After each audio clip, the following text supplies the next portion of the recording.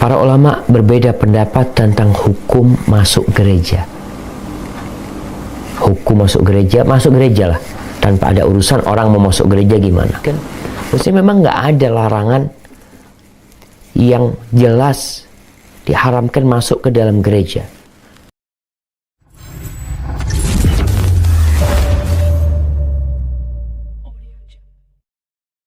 Assalamualaikum warahmatullahi wabarakatuh. Alhamdulillah nahmaduhu wa nusalli wa nusallimu ala rasulil karim. Fanifillah, kembali lagi di channelku official. Mudah-mudahan kita selalu dalam lindungan Allah Subhanahu wa taala dan selalu istiqomah mengamalkan sunnah Rasulullah sallallahu alaihi wasallam dalam kehidupan kita sehari-hari. Baik, fanifillah, kembali lagi dalam hal ini kita masih membahas perkara yang di mana dalam hal ini memahami agama, yaitu selain kita berdasarkan daripada Al-Quran dan hadis, juga kita harus beriktiba kepada salafus saleh, yaitu dalam hal ini selain mencontoh kehidupan Rasulullah, kita juga mencontoh kehidupan para sahabat radhiyallahu anhu. Kemudian kita juga mengikuti pandangan-pandangan ulama-ulama, baik itu ulama mazhab dalam masalah fikih, kemudian ulama-ulama hadis seperti Imam Bukhari, Imam Muslim dan lain sebagainya. Namun permasalahan ikhwani fillah, selain kita berdasarkan daripada kehidupan Rasulullah yang dimana kita juga dituntut untuk kembali kepada Al-Quran dan Sunnah, namun ada permasalahan itu tidak ada dalil sama sekali. Yang ada yaitu atsar sahabat ataupun perkataan sahabat. Dan ini juga merupakan salah satu tunjuk ajar Rasulullah SAW untuk kita mengikuti sahabat radhiyallahu anhu. Maka ikhwani fillah, perihal berkaitan dengan seorang muslim masuk kepada tempat peribadatan orang Nasrani ataupun orang Hindu dan lain sebagainya, yang seolah-olah menjadi satu perkara untuk membuat kita selaku orang Islam ini melenceng daripada perkara tauhid. Seperti video Harry Pras yang kemarin dibahas ikhwani fillah. Di situ seolah-olah Harry Pras ini menganggap hal ini adalah toleransi yang berlebihan ataupun toleransi yang kebablasan. Yang dimana seorang guru, seorang ustadz mengajarkan santri-santrinya, murid-muridnya itu untuk mendatangi tempat peribadatan.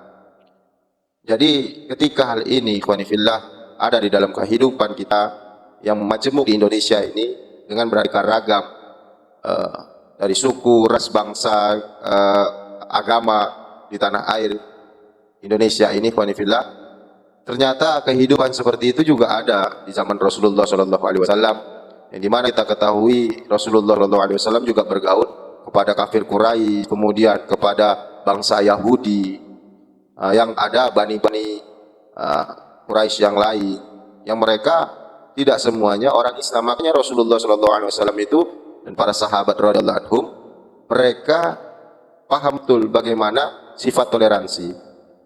Apakah Harry Pras ini memahami akan konsep toleransi yang ditunjuk ajar oleh sahabat Umar bin Khattab? Makanya Rasulullah SAW itu di dalam sebuah hadisnya, yang dimana dalam hadis ini Rasulullah SAW menyampaikan mafhum hadisnya itu berpegang teguh kepada sunnahku dan sunnah khulafaur rasyidin yang mendapat petunjuk. Nah, hal ini ikhwani fillah menyatakan bagaimana bahwasannya Rasulullah itu menganjurkan kita ittiba kepada Rasulullah dan ittiba kepada sahabat-sahabat Nabi radhiyallahu anhu.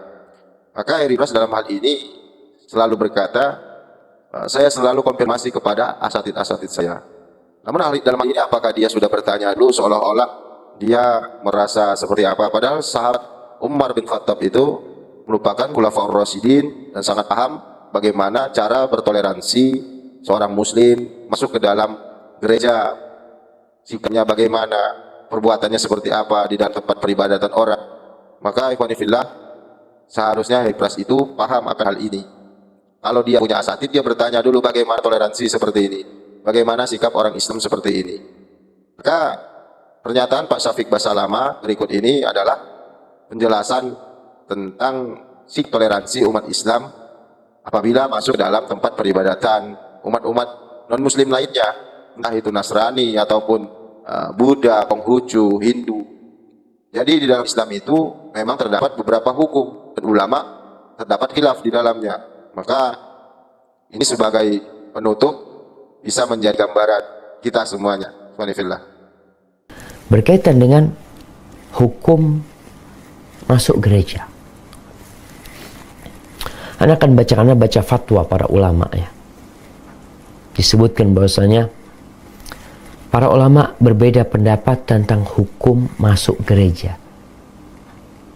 Hukum masuk gereja lah. Tanpa ada urusan orang mau masuk gereja gimana.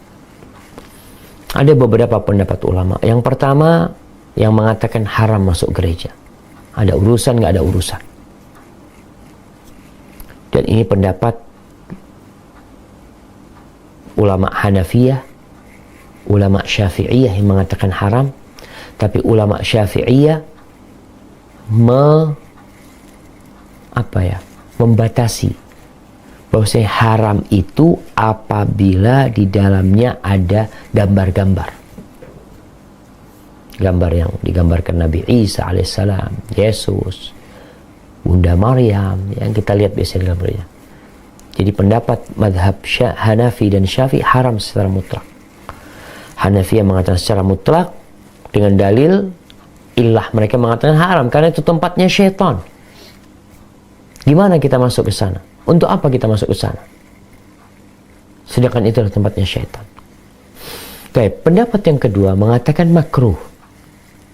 Dan ini salah satu pendapat dalam madhab Hanabilah, madhab Hambali. Dan sebagian di antara mereka mengikat itu kalau ada gambar-gambarnya di dalam sana. Kalau tidak ada gambar-gambarnya, maka nggak apa-apa masuk ke sana. Ini pendapat yang kedua, dan mereka berdalih dengan hadis Nabi SAW dalam riwayat Bukhari, bahwa Nabi SAW ketika melihat di rumahnya ada gambar yang bernyawa, beliau nggak mau masuk, sehingga gambar itu dihilangkan. Makanya pertanda bahwa saya nggak boleh kita masuk ke tempat yang ada gambar-gambarnya. Pendapat yang ketiga mengatakan boleh masuk gereja secara mutlak. Boleh masuk gereja secara mutlak. Dan ini pendapat sebagian ulama Hanabilah.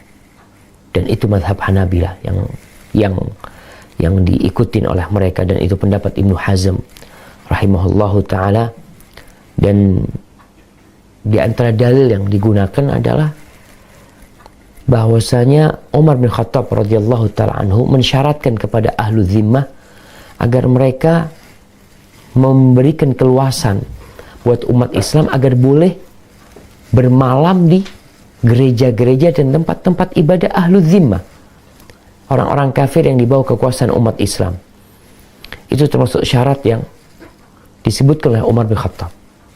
Ini disebutkan dalam kitab Al-Mughni jilid 8 halaman 113 ya.